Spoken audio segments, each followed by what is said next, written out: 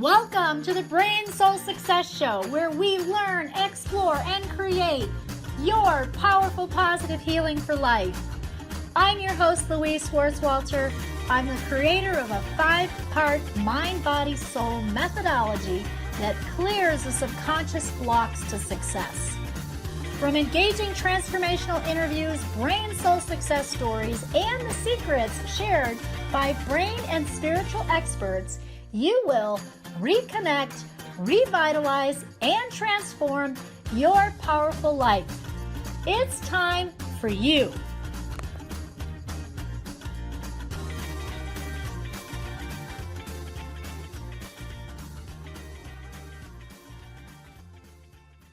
Welcome, everybody. I'm Dr. Louise Schwartzwalter, and this is the Brain Soul Success TV show and podcast. So it's serving both platforms, and I am so grateful to be with my guest, Dr. Valerie. I cannot wait to dive in and help you really see the brilliance this woman has and how she's helping people in the world with patriotic stress disorder.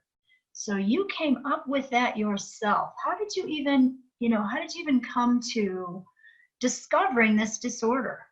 Yeah, first of all, thank you so much for having me on the show, Dr. Louise. I think the world of your work, and I'm so grateful that we can align and join forces in helping people heal and really lead their best lives.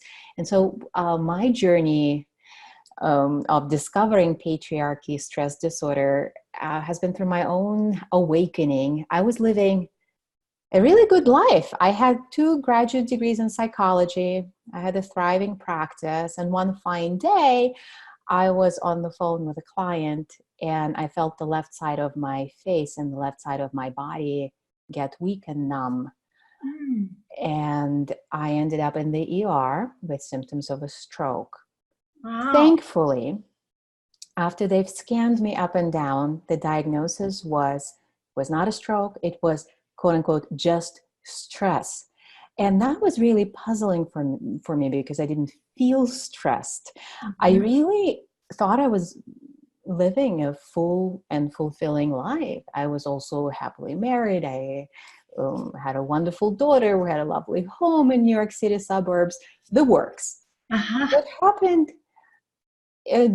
at that ER episode, it started to unravel the security blanket of workaholism.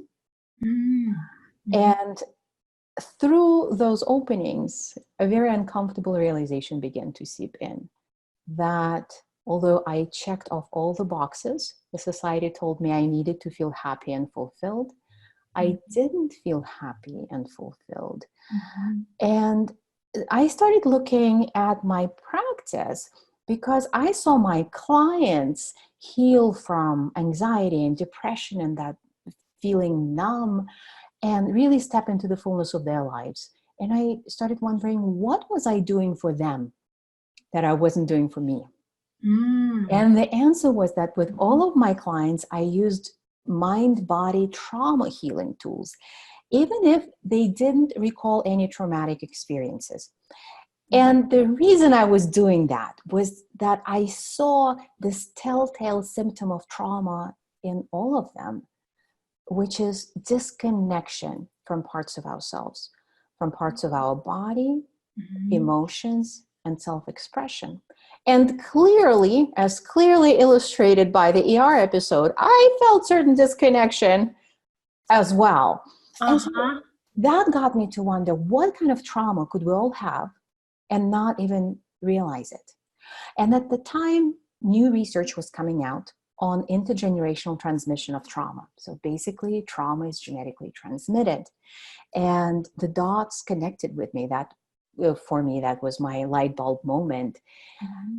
Women have been oppressed for thousands of years. Patriarchy is 10 to 12,000 years old. It's been here a while. Wow. Oppression is traumatic.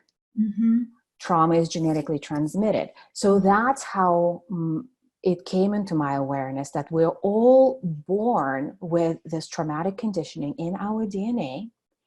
And what we experience as, oh, well, we're holding ourselves back with our thinking, with sometimes health expressions, sometimes our behaviors are holding us back. It's not our fault. It's trauma trying to keep us safe from things that used to be really unsafe for women, such as living the lives that we desire. Wow, that discovery and how you came about, figuring that out. I loved how you walked us through that, the process of your thinking on that and how you came to that. And of course, what happened with you, so God gave you a sign, right? For sure, to take a look at that, and we're so aligned because I clear those blocks, but I don't have a name for it. I mean, I have a name for my system, but I didn't have a patriotic stress disorder. I clear ancestral blocks, so I clear that oppression and all that, right? But yeah, with your background and the brilliance, and I want to dive into that for a minute too. I would love to read your bio right now and introduce people to all the good work that you've done, and then we're going to kind of dive in a little deeper here too. So Dr. Valerie, she's discovered this patriotic stress disorder, created the only science-based system, right? For helping women achieve ultimate success, happiness, and fulfillment by healing the collective inherited trauma of oppression. So she holds a master's degree in psychological counseling from Columbia University, a PhD in psychology from the Institute of Transpersonal Psychology, and your best-selling book, congratulations, by the way. Thank you. Yes, patriotic stress disorder. That's patriarchy, like the system that we live in. Yeah, okay. I know it's a mouthful. We can just call it PSD. Oh, I like PSD. That's good. But can you say that again? Say that again for all of us. Patriarchy. Yeah. Patriarchy. And PSD for short. Okay, yeah. And so I know that, that tagline is so good too. It's the invisible inner barrier, right, to women's happiness and fulfillment. That was your discovery. And your cutting edge mind body healing programs that you've used to help thousands of women, ditch that survival game, right? And be able to move on and master the game of really feeling their power again and the game of thriving. Yeah. So I know that you're a speaker, you're a trainer, you've done conferences and worked, in different companies, and you're really committed to setting these new standards now of excellence in the industry, in diversity, equity, inclusion, right? In employee satisfaction, physical and mental health, creativity, and innovation. So what good work you are doing in the world and waking people up to PSD, what PSD is, right? Yeah. Wow. Powerful. I know you told us a little bit about your story and how you even got on this path of creating this. What are some symptoms of PSD? So how do we know we have that? I might have it. How do we know we have that? Yeah, thank you, Dr. Louise. Yeah, and I wish I knew, right? Like a very shorthand way to describe symptoms of PSD is pretty much everything that you feel is wrong with you. And you're reading self-help books and you're going to therapy, and these are all good things, right? They're all good things. They're all very helpful things. But if we are not seeing this invisible in the trauma, then we cannot heal it. I love this expression.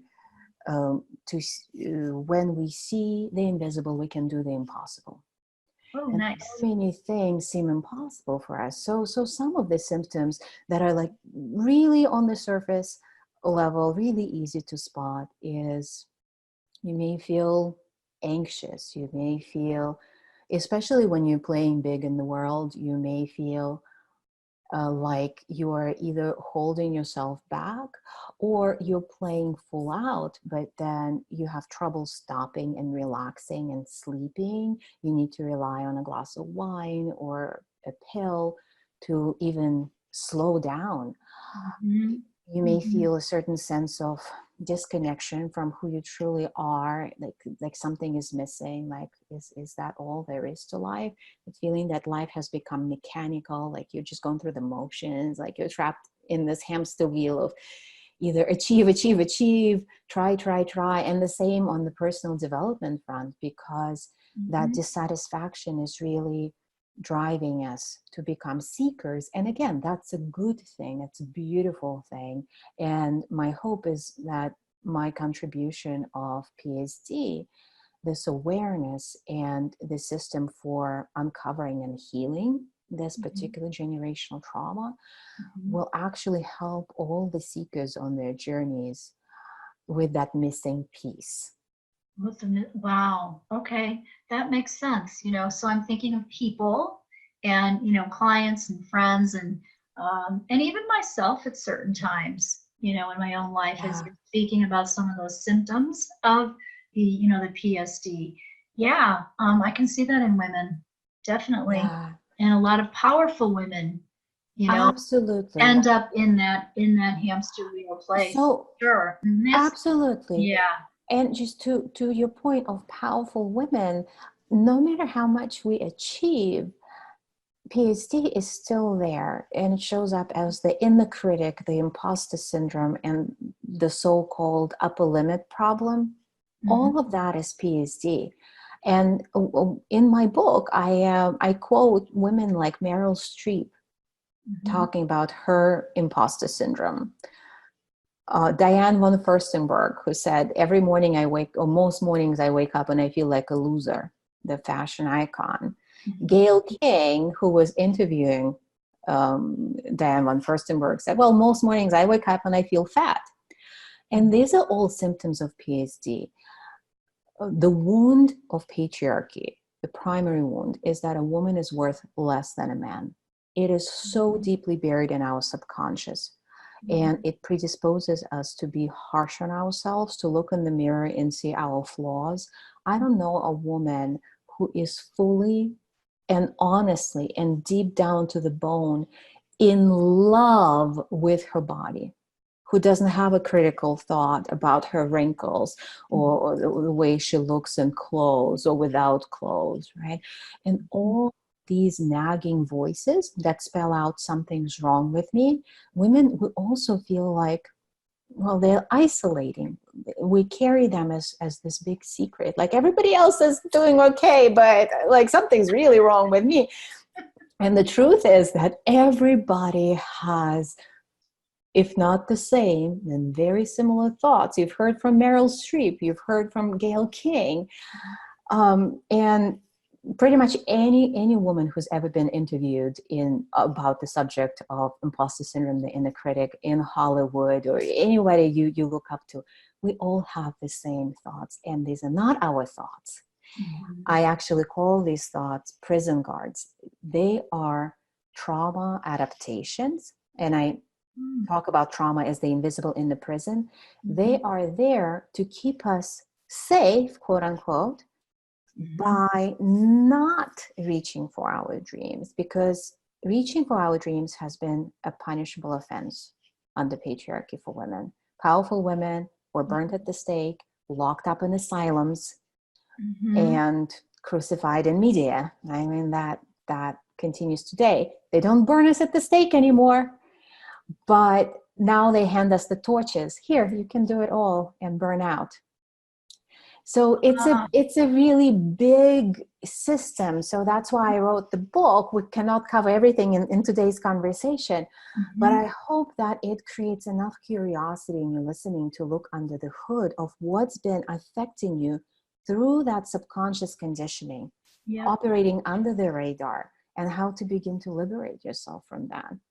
Yes, absolutely. Gosh, you're so speaking my language, because I love releasing those ancestral blocks too. Yeah, I definitely see them, and we just did a big clearing last night in a whole big group, and oppression came up. And it was an ancestral string. I think it was like 12 generations back, and one of the words that we cleared was oppression.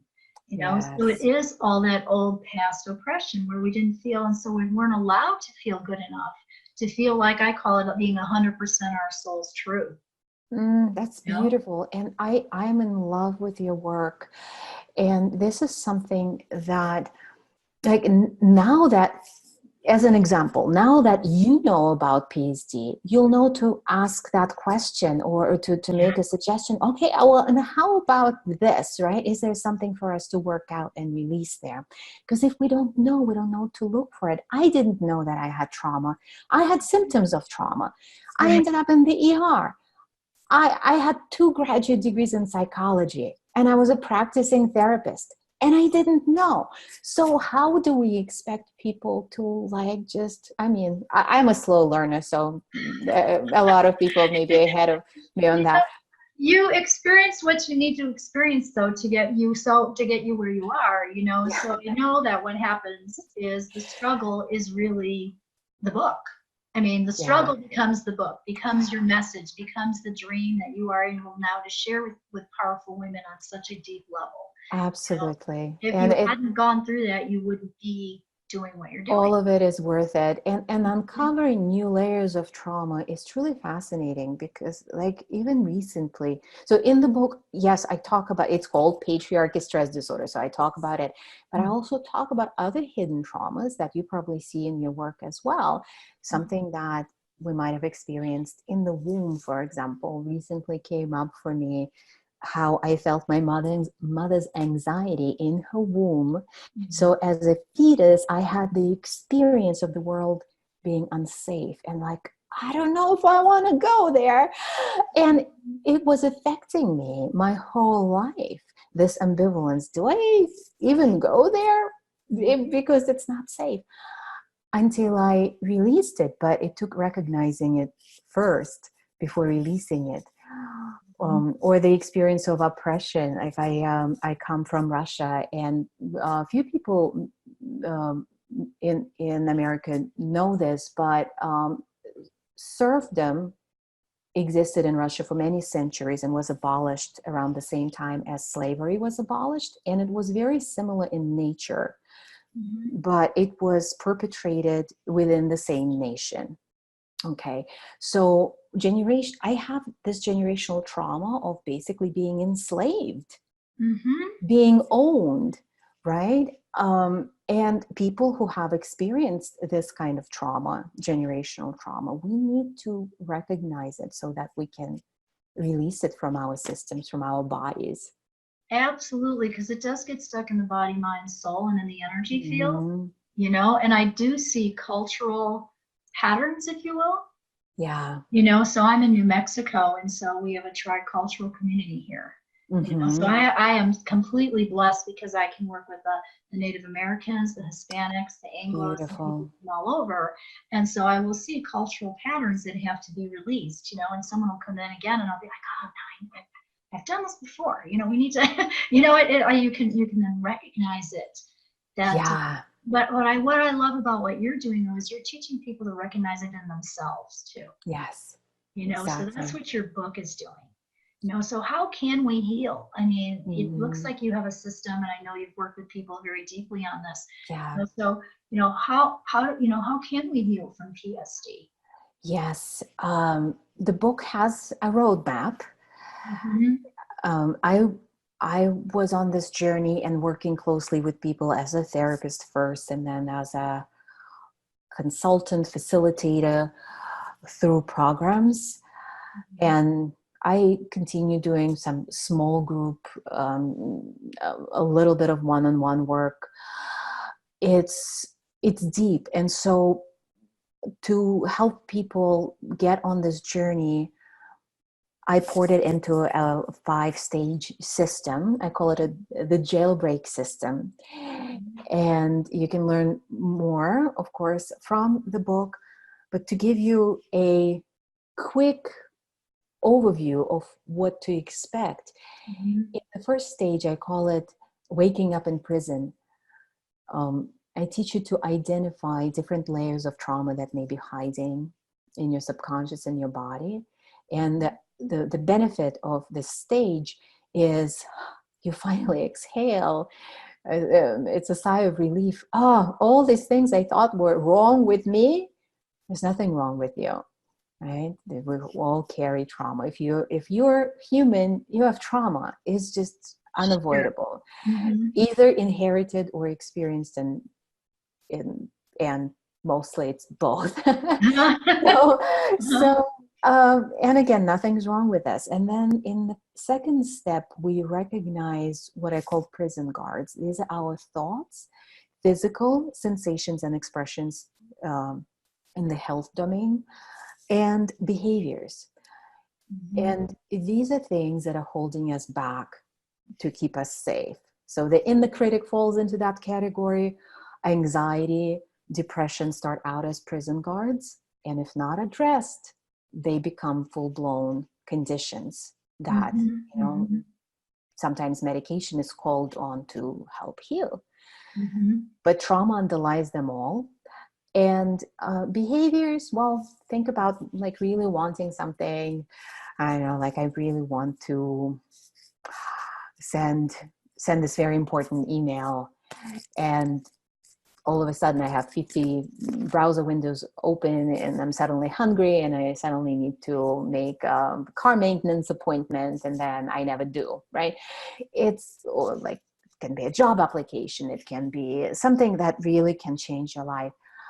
And then in the third stage, we take these prison guards and evolve them, help them evolve into our bodyguards. So the same biological forces that are there to keep us safe, we learn through mind, body, spirit processes to basically have them as our protectors, not by holding us back, but by journeying with us and supporting our dreams. And then in the fourth stage, I call it digging the tunnel. We do deeper healing through the layers of inherited and personal trauma. And finally, we emerge. And in the fifth stage, we savor freedom. That's where we learn to play what I call the game of how good can it get. Because that's a game that's always been forbidden for women. And even our energetic and physical senses through which we experience pleasure and joy, the channels have withered and all but atrophied. So we need to rebuild our capacity to feel pleasure and joy and attract more of this into our lives. That's where we see people's relationships go to the whole next level of how good can it get, and incomes and impact in the world and parenting and money, you name it. You know how that happens. You do this work when the barriers are removed. The sky is the limit. Yes. Oh, I love that 5-step system. Wow, that's really powerful. And my wheels are spinning as you're sharing this with us, Dr. Valerie, because I see the dovetail between the work that I do and the system that I use, and how I'm teaching people to release those blocks themselves. Yeah.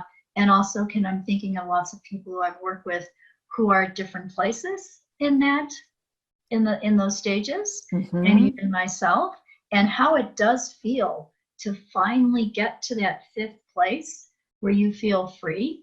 And I watch people's faces change when we clear, the layers of those generational blocks, and they're finally free from all that past oppression and abuse. And then their life, then they take vacations, relationships start, they start making more money. I mean, everything starts to just shift. It's so beautiful. Yeah, I love seeing those before and after pictures that you post. Yeah, that's where you can actually see it. Yeah. I'm getting better at reminding myself to have people take them before and after, because it is powerful for them to see it. It's an honoring for them. Yes, I love this. I can see it, celebrate it. But I want people to celebrate their change. Exactly. Celebrate the difference that's happening for them. Wow, this is so can you give us an example of a story now, or such a healing that maybe somebody you worked with who was touched by definitely PSD, and then there was a healing that they went through those stages. They got to that fifth stage. Yeah, it's there are so many, and it always starts with somebody coming to me thinking something's wrong with them. I'm thinking about this woman, I'm going to call her Linda, who came to me because she was ready for a serious relationship, And she's a total type A, an achiever, so it was on her list. And her candidates were really underwhelming. And every relationship she got into left her heartbroken. And her conclusion was that she needed to lower her bar, because if she could make it work, even with those guys who were already not on her level, she needed to lower the bar even more because she wasn't worthy. And that's the primary wound of patriarchy, that a woman is worth less than a man. And that runs so deep. Of course, we don't consciously think that, but that's how it shows up in our other thoughts and behaviors. So she continued to lower her bar and go through heartbreaks until we started working together and unpacking that. And when she started to heal that trauma, reclaim her worthiness, she attracted a most amazing man into her life who treated her like nobody treated her ever. Not her family of origin, not anybody, not her work. At work, she was also undervalued, surprised, underpaid, exploited, basically. And she just tolerated it. That's the game of survival called how much can I bear? That's what we all inherited. And once she got into this new relationship, I'm grateful that we continued working together, because she wanted to sabotage it every step of the way because it disagreed with everything her subconscious kept telling her. Like, this cannot be real. Wait till he gets to know me better. He'll leave. We can never even move in together because he'll get to know me. And then little by little, the story unfolded where more and more layers got healed, and they're happily married now. And she got a new job, a complete career overhaul and upgrade, where she is adored at work. She makes a lot more money. She has time flexibility. And that all happened through basically uncovering and healing these wounds, these deep wounds that were affecting her through the subconscious into her actions. Wow. This is beautiful. I just want to throw this very provocative piece in there. I only discovered it when I was working on the book. Apparently, neuroscientists have discovered that our decisions are made in the subconscious. Our actions are decided in the subconscious, and then the conscious mind justifies them. And so that to me says everything. We need to do the work of uncovering what's in our subconscious, healing it, removing the blocks, the invisible and the barriers, however we want to call them, but to gain that ownership of the creator of your life that you're born to be. Absolutely. Wow, I love that too. Thank you for sharing that with us. Yeah. I think of Joe Dispenza's work in meditation and, the importance of paying attention to those subconscious patterns and thoughts. Or I asked the question, I'll ask you this question too. I was thinking about this in the shower this morning. I thought, where do people get their inspiration? At what place, what time, what moment, or where are they? When that happens. So for me, I'm in New Mexico, but I like water, or the shower. So I get downloads in the shower. So I actually keep paper and pencil, in my bathroom in a bowl, and I'll write stuff down when I get out of the shower. So, so where do you get your inspiration? Yeah, great question. I was so we just launched the book, so I was pretty tired, and I was checking in with my guidance, and my guidance was like, no downloads for you until you rest. You need to rest. And that's when I come in again. I'm like, okay, done. So I actually took a spa day, because I was really it was like giving birth. My body was feeling it. And so sauna and steam and massage. And then my wisdom was like, okay, I'm ready to talk to you now. Listen. Now I'm with the pad of paper.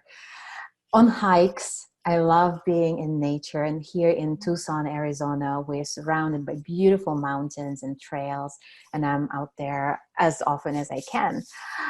I'm going on a hike right after we finish this interview. So hopefully more downloads will come in. And the one common thread is that when the downloads come in, I'm always relaxed and I'm in touch with my body.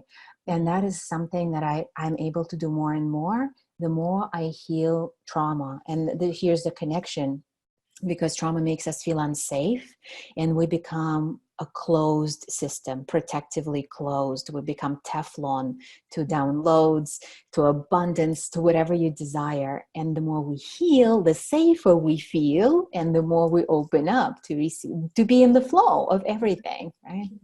Absolutely. Absolutely. You can allow the receiving. Yeah. So it's releasing those blocks to allowing the receiving. Yeah, beautiful. And I love the hiking one too. So that's where water and my walks and hiking is where I get my inspiration as well. Mm-hmm. So how can listeners get started on their healing journey? Mm-hmm. There are some resources on my website. Some of them are companions to the book, so they will definitely make sense together. There is a great tool that I recommend right off the bat for you to experience what it's like to interrupt the state of stress and maybe being stuck, hijacked by the inner critic or whatever is going on in the mind, and get into the body, get into your power. I call it a repower tool, and it's at drvalerie.com/repower. So that's a great place to really feel it in your body right away. Okay. And you can also download the first chapter of the book on my website for free if you're the kind of person, I want to, dip my toes in first until I commit. And, if you're ready to go, just go on Amazon, get the book.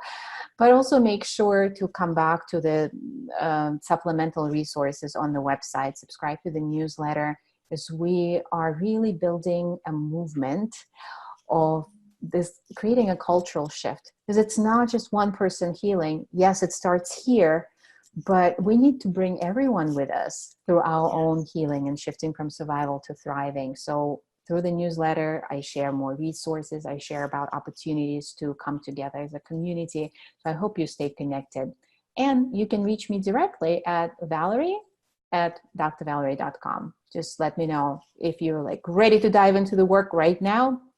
I'll let you know what we have going on. Oh, that's awesome. That is so awesome. Well, you are doing such great work in the world, and this is just a beautiful, beautiful book. You will learn so much by reading, Dr. Valerie's, just and timely. I have to just say, it is a timely book. It is so targeted right now. It's so important. When we've got Marianne Williamson and all the stuff that she's doing, and women's, coming into their own power now, and and then finally getting on board with honoring that with men. I mean, I see the shifting happening. It's awesome. And I would say this is a book. Would you say this is a book for men too, not just women? I was just about to comment on that. Exactly. It is a book for everyone, for women, men, people across the gender spectrum. Because remember what I said before, if you're a human, you have trauma. Yeah. It's inescapable. Think about, even if you can't think about any experience in your life, think about your parents or great parents, great greats. And PSD is one aspect of that, but there are a lot of other aspects. And I love men coming into this work. Oftentimes it happens that they are brought by their significant other. And I love women taking a lead in this work. We all need these tools on how to do this human thing better, with more pleasure, with more fulfillment, with more happiness. This suffering paradigm is so passé. Nobody is getting brownie points for suffering anymore. Done with that. And patriarchy messes up men differently from how it messes up women, but it does. It does. Men also need to reclaim their wholeness, their whole authentic being as nurturing beings, soft beings, intuitive beings, connected beings, not just what patriarchy conditions or tells them to do, like boys don't cry and don't be a sissy and all that crap. Done with that. Yeah, Make it it's better. yeah, I agree. I agree. I'm thinking of some men that I work with, and any young man that I work with, and anxiety really is this past trauma. So the anxiety is going Yes. away, even though these people try so many things. They've done the Yeah, medication, they've done the therapy, they've done this, they've done that. So exactly. you are on the cutting edge of really creating this amazing awareness Exactly. with your discovery here. I want to thank you so much for being with us today, Dr. Valerie, and giving us this enlightenment. I mean, this has been awesome. If you were gonna leave our audience with one tip, what would it be? Oh, thank you so much, Dr. Louise, and everybody tuning in today. Thank you for sharing your time with us. One tip is whenever you are feeling the inner critic kick in, the inner critic, the imposter syndrome, the upper limit problem, whatever you're calling this, something is stopping you from reaching for your desires. Ask yourself, is this authentic? Is this me? Or is this PSD? Good one. Awesome. Is this And, me or is this PSD? That's pretty easy to remember, everybody. Is this me or is this PSD? Right? it can become a jingle. And then you have your repower tool to reach for, to shift out of the mind and into the body. That's drvalerie.com/repower, and go from there, exploring, reclaiming your freedom, your power, your authenticity, your wholeness within yourself and your relationships and your work in the world. Yes, awesome. Well, thank you again for your beautiful work in the world. Thank you for sharing with us today.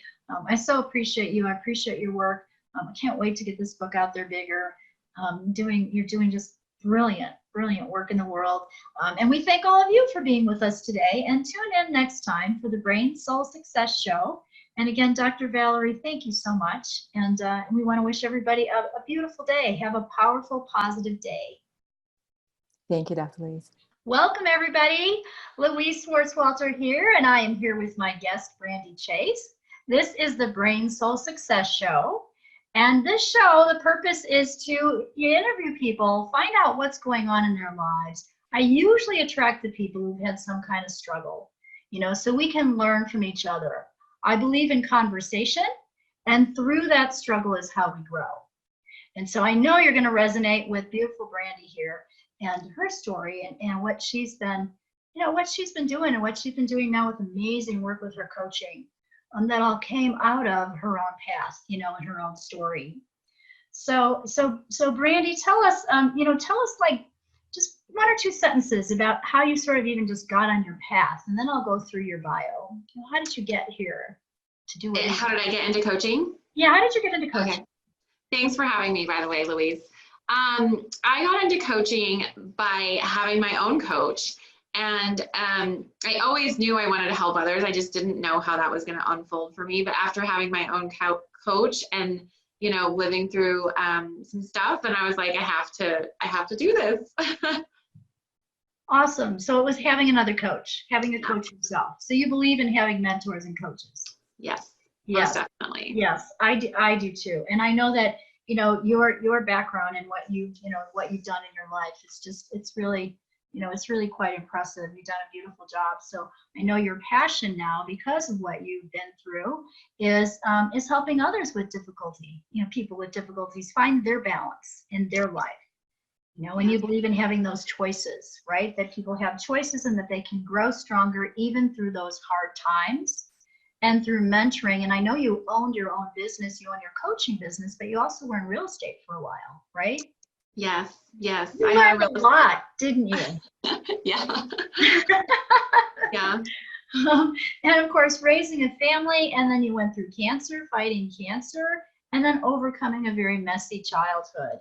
You found a way to create positive change in your life.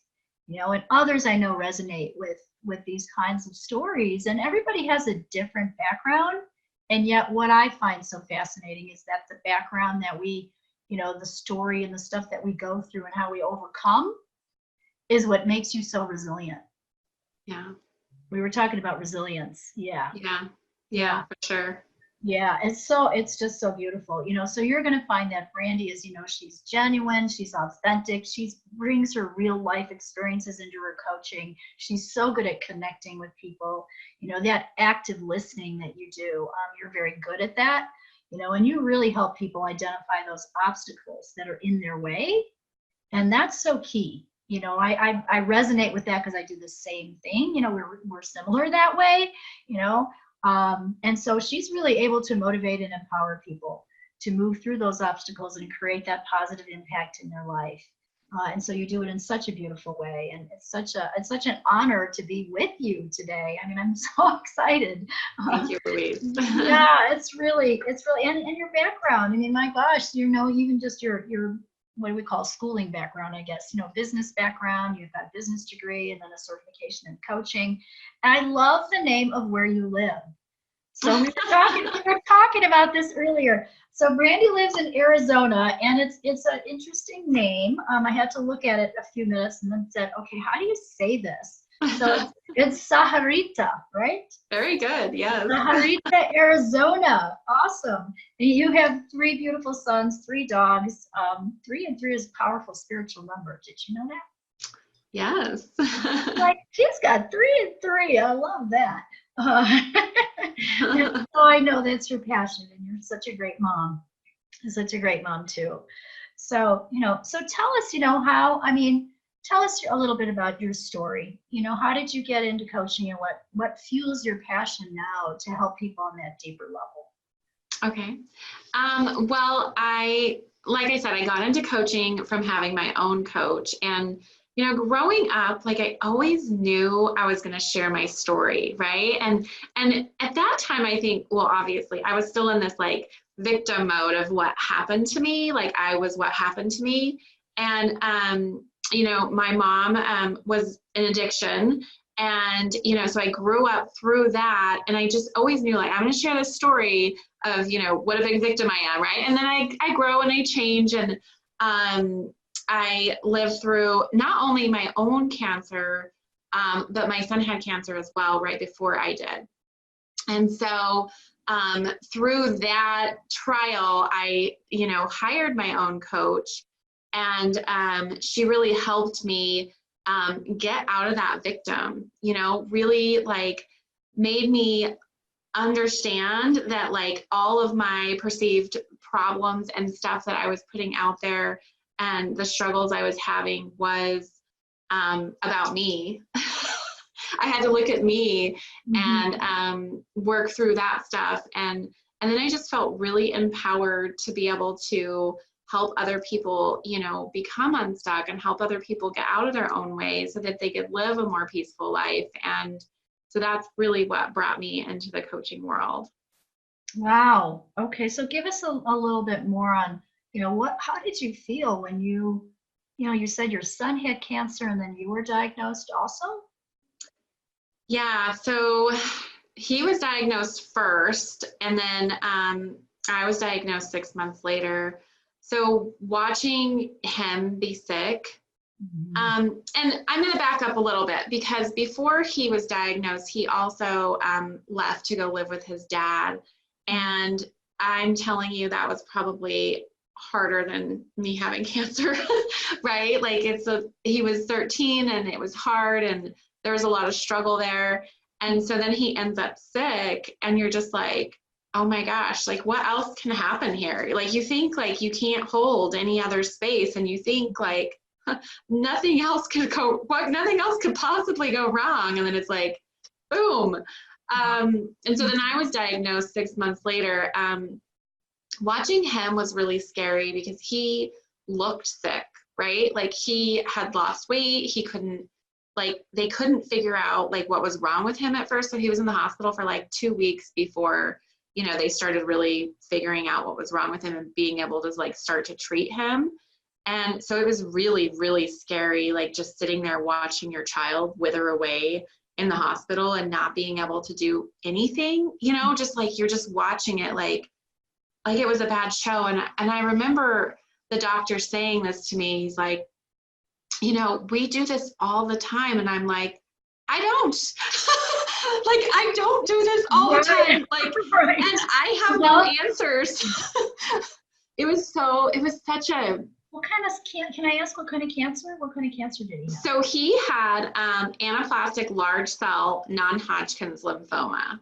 So he had a big tumor in his stomach, and he was a wrestler. And so when he started losing weight and his back hurt, the doctors were like, oh, you're fine. You know, like, stop taking ibuprofen and take some Tums. And they kind of blew him off. And he was just like, no, my back hurts. Like, no. And the tumor was actually pushing on his spine. You know, you could see it. And so, yeah, so he was really sick. And then he thought he was better. And he decided he was going to go back, because he came to live with me while he was getting his treatment. Thought he was better, decided he was going to go live back with Dad. My heart, you know, breaks all over again, because I'm like, oh, now he like almost died, and now he's leaving again, and it's another state. It's not like down the road. And so I was like, and that's when I went and got my first coach, and I'd done a lot of therapy as a child, you know, and the therapy I think had its place too. And I'm sure there's amazing therapists out there, and I don't, and maybe it wasn't my time, but I never felt like they helped me get out of my way like the coach did. You know, it was like all of a sudden, like the light bulb just went off, and she actually had to like yell at me to make the light bulb go. But I finally like heard her, like, she's like, because I'm like in my victim, and like they did this and they did this and they said this, and she's just like yells at me, and she's like, I don't care what they said. And I was just like, what? And I realized like I was giving them all this power, you know, like all this drama power, and it just was keeping me like stuck. And so that was a really powerful moment. And then I was diagnosed in the midst of all this, and then they tell us he needs a bone marrow transplant. So I start chemo the same time they admit him into the hospital for his bone marrow transplant. Wow. So interesting that he would go back to live with his dad. I'm now sick. I have to take care of me. Like, I don't even have him there to take care of. Like, I had no, you know, like I had to take care of me. And then there was a lot of friction in the relationship and with his dad. And so I had to like draw a boundary. Like it was like the universe was like, you're not going to do this yourself. Like, you're going to draw boundaries and you're going to take care of yourself. And so I did. And so I was diagnosed with stage 4 breast cancer. And I did a year of treatment. And then the year after my treatment, and normally I got treated differently than they would normally, because they didn't scan me until after I had already started chemo. And so normally they wouldn't do the chemo regimen for me for a stage 4 patient like I got, because I didn't get that scan, right? And so I think it was all meant to happen this way. And so after I was done with that year of, you know, chemo, surgery, radiation, I had a year of like just follow-up scans. And I'm telling you, Louise, like every scan, there would be something new that would show up. Weird stuff. Like my thyroid started lighting up, and then I'd have a lump on my collarbone, and then my lung, and like just all this stuff. Or I had this pain in my hip, and I was sure that the cancer had gone to my bones. I mean, giving a diagnosis that, you know, stage 4 breast cancer, they give you like 5 years to live. There's supposedly no cure, and like all you think about is like, when am I going to die? You know, like, is this going to kill me? Like, it was just terrible. And so I spent this year after treatment, like fearful of death and never saying it out loud. And yet, still pushing through life. And like, it was like this push and pull. And so that was the year I got into coaching, and I got a mentor coach from the coaching school, which was a different coach than my first one. And boy, could she see my stories and could she poke holes in all of my beliefs about, you know, I had a really large attachment to my disease. I was holding on to it, and I was like claiming cancer as my identity, right? Like it was some badge to wear. And so she saw that in me, and she made me curious. So I chose her as my mentor coach and worked with her for that whole almost a year during that time. And it was last December that, you know, we're working with our emotions and you can feel it in your body. And I like realized that I can feel these emotions in my body. So I hung up the phone and I was like, that's really interesting.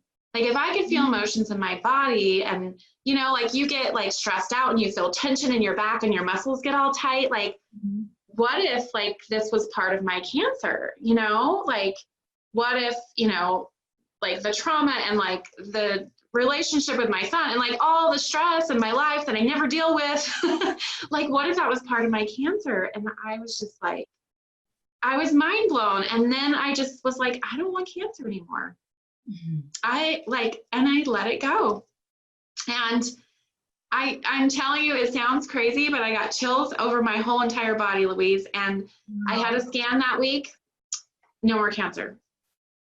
Wow. And that was a year ago. So congratulations. And wow, what a story. So as soon as that light bulb went off and you released those emotions, cancer went away, right? Yeah, and call it coincidence, call it what you will. And I think it's really powerful when we deal with what's happening with us and stop ignoring what is happening in our lives and really start paying attention to what we need to own and our part in our lives, you know? Wow, you had a lot of little light bulb moments go off. You know, what a learning. You know, sometimes it feels like we're getting hit by a 2x4 before we wake up. You know, and what I often see is and I'm very much like you, Brandy. You know, it is the strong, resilient people that get hit the hardest. You know, they get hit the hardest, but it's God's plan for us because, you know, had you not gone through that, you wouldn't have learned those lessons and you wouldn't be where you are. Right? No, you're right. Know? So, you know, I mean, it's a gift. I would say it's a gift and a curse at the same time, you know, because it really is. And then, you know what, you were so aligned because you attracted to you the right coach.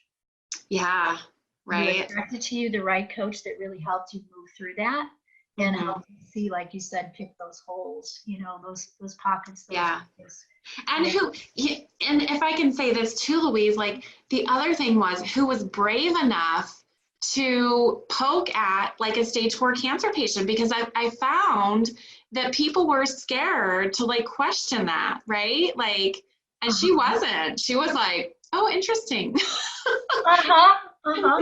So yeah, to be brave enough to ask those powerful questions that, you know, you don't know how they're going to land. Right, absolutely. And so now I bet you're good at asking those powerful questions. Oh yeah. So that's the learning. That's what you can take from that. Well, Wash, God, congratulations, you know, and more power to you for overcoming. And I just need to ask this too. How's your son doing? Amazing. Awesome. So he's almost 3 years out from his bone marrow transplant. So he's doing great. Awesome. I'm so grateful. You know, I'm so grateful. Me too. Both doing, and you know, often, and we can think about this. You know, it's your son. You know, and it is hard to see our kids sick. It's almost harder for a mom to see a child sick than to be sick themselves, like you mentioned. You know how difficult that was for you. There's a connection between you and your son, a deep one. Yeah. That's why you guys suffered at the same time. Oh, and the relatability that we have now, because we both went through that, even though, you know, I don't think he was very happy that I was diagnosed in his, you know, but like now we have a lot of inside jokes and we can laugh and talk and connect. And it really is beautiful. And, you know, he's going to school. He wants to be a nurse. So he's working on that. So, and he only finished 8th grade and decided not to go back to school and get his GED and then just started college. Like he was just like, I'm moving on with my life. So. Oh, wow. So he got a lot of gifts from all that too. Yeah, I think. Yeah, so. He's smart. He's one of those really smart kids, right? Yep. Yeah. Yeah. Oh, those are my favorite people. I taught the little kids years ago who were like that, the dyslexic ADD little boys who were just brilliant. Yeah. And a lot of their they were acting out just to get attention because they were so brilliant. That's what exactly. Yeah. Yep. Well, now that you know that, now that we sort of like know your story and your message, now, so how do you work with people now? So, when you're coaching and you're working with your clients, do you have a particular approach or technique or anything that you use with them? Yeah, so I created a program off of what I learned about myself and how I, grew past my struggles. And it's interesting, the more I grow, right? Because we're all constantly growing and learning, the more this program evolves. But for the most part, my biggest pain was outer focusing on what everybody else or the world has done to me.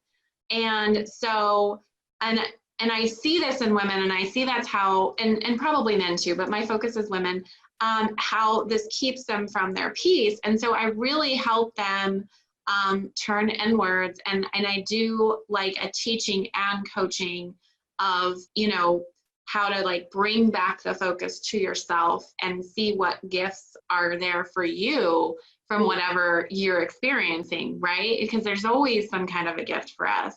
And so I really work with them on being able to do that, to be able to, inner focus and see what's going on with them and what they need, because the outside world, they're there, and there's a lot of lessons there for us, and we can either claim to be a victim or pick up those gems and see what there is for us to learn about ourselves, to grow, So it's a lot of the insight, helping them have that insight. Yeah. You also work with their emotions, since you learn that, hey, that light bulb moment when those emotions just cleared, tumors went away, stuff went away.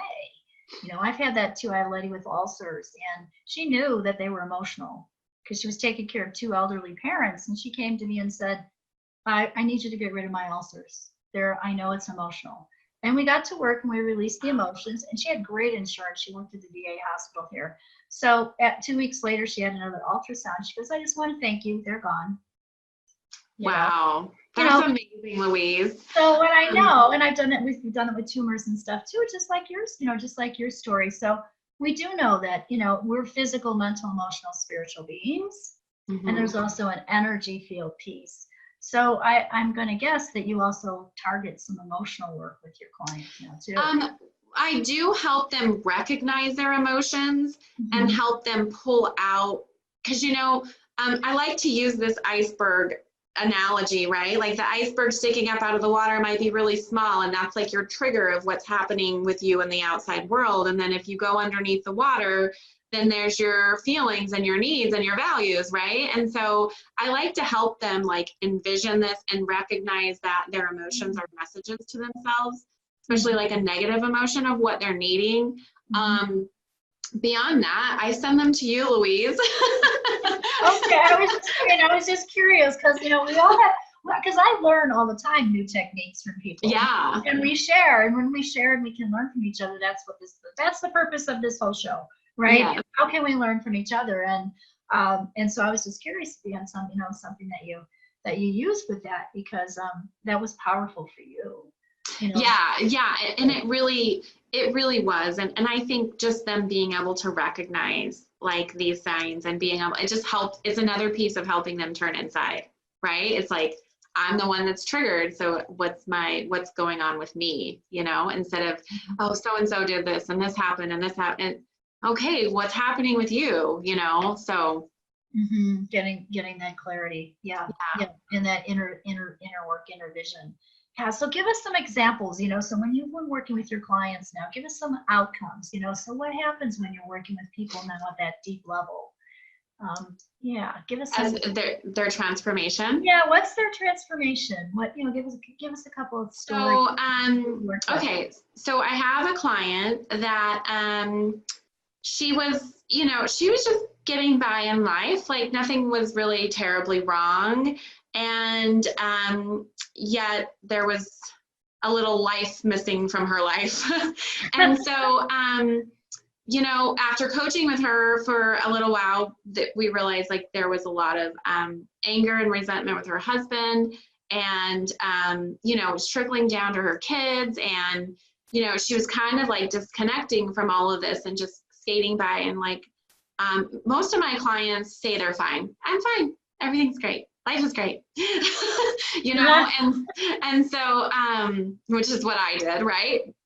And so through working with her, you know, she was able to get to the vulnerability to be able to connect with her husband and have a more connected relationship with him, and really help him to be able to support her where she wasn't letting him do that, right? Like sometimes I think, I know I did this a little bit, but as women, like we want to be strong, right? We want to be strong, and like we're independent, we can do anything. And so she didn't want to really let him in and see that she was vulnerable. And so she started to do this, and then she was able to more connect with him. And then it's trickled down to her kids, and she could connect with her kids, and the kids know how to use the feelings chart. And, you know, everybody knows how to have a conversation, and they know, you know, how to be vulnerable and truly, truly connect. And so it's really beautiful to watch her unfold.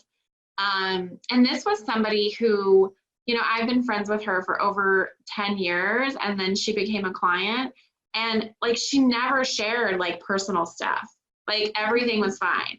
And so now it's like she's open, and she's you know, connected and living a more, you know, connected full life, I guess I could say. That's beautiful. You know, yeah, you helped open her up. Yeah. And give her that space and that trust to be able to do that, you know, because it's about safety, isn't it? Yeah, for sure. When people feel safe with you as a coach, they are going to open up, and it's really teaching them how to do that in the world then too.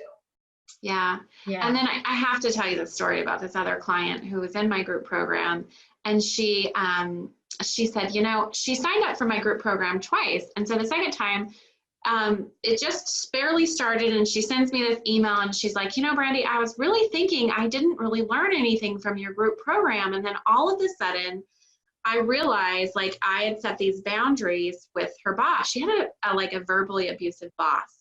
And she's like, I had set these boundaries with my boss, and because we teach boundaries. And she said, as I was setting these boundaries, he just got like meaner and meaner and meaner to her, right? And she said, so she finally had the courage to quit her job.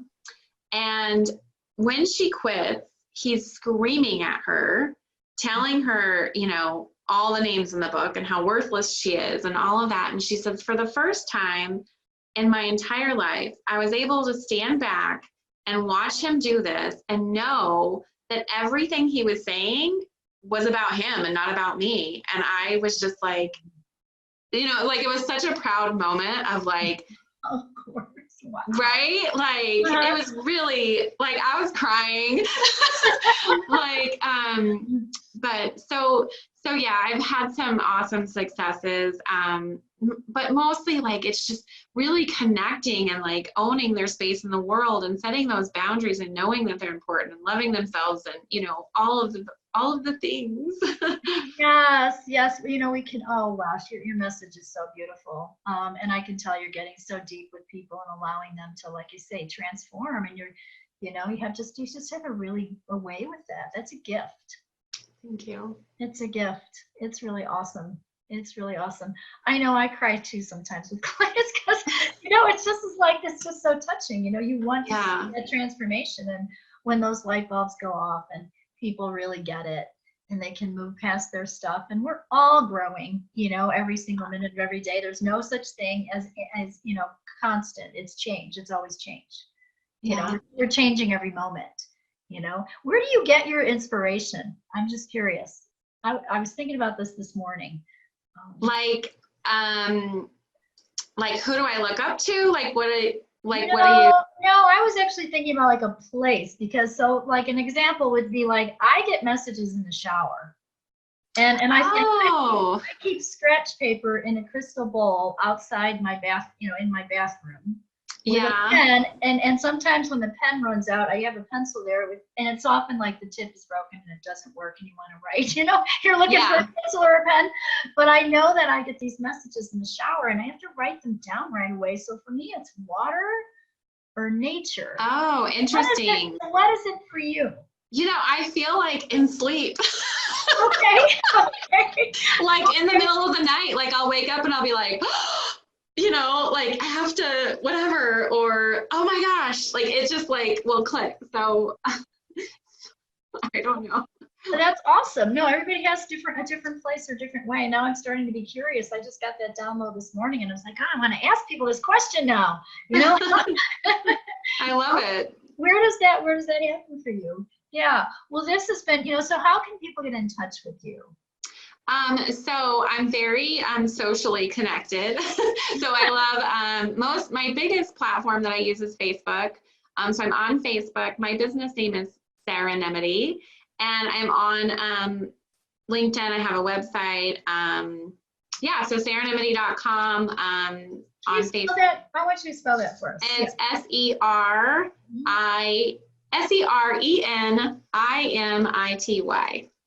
And how did you pick that name?